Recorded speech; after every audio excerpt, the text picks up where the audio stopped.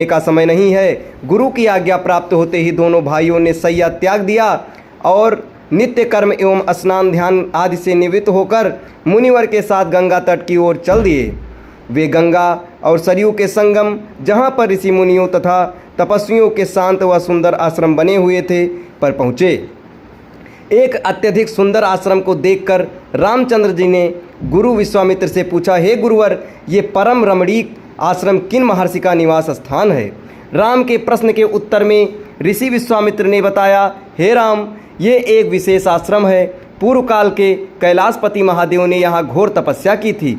संपूर्ण विश्व उनकी तपस्या को देखकर विचलित हो उठा था। उनकी तपस्या से देवराज इंद्र भयभीत हो गए और उन्होंने शंकर जी के तप को भंग करने का निश्चय किया।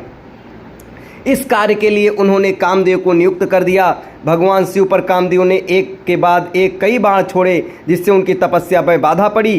क्रुद्ध होकर महादेव ने अपना तीसरा नेत्र खोल दिया। उस तीसरे नेत्र की तेजोमयी ज्वाला से जलकर कामदेव भस्म हो गए। देवता होने के कारण कामदेव की मृत्यु नहीं हुई, केवल शरीर ही नष्ट हुआ।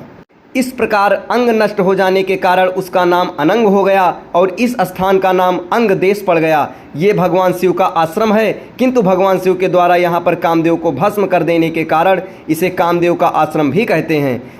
गुरु विश्वामित्र की आदेशानुसार सभी ने वही रात्रि विश्राम करने का निश्चय किया। राम और लक्ष्मण दोनों भाइयों ने वन से कंदमूल फल खाकर मुनिवर को समर्पित करके फिर अपने खुद को खाया और गुरु के साथ दोनों भाइयों ने प्रसाद ग्रहण किया। तत्पश्चात स्नान, संध्या, उपासना आदि से निवृत्त होकर राम और लक्ष्मण गुरु विश्वामित्र से अनेक प्रकार की कथाएं तथा धार्मिक प्रवचन सुनते रहे।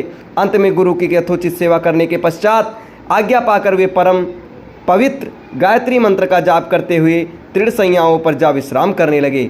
इसके आगे की कहानी आपको अगले वीडियो में बताई जाएगी। तब तक हमारे साथ बने रहें। धन्यवाद।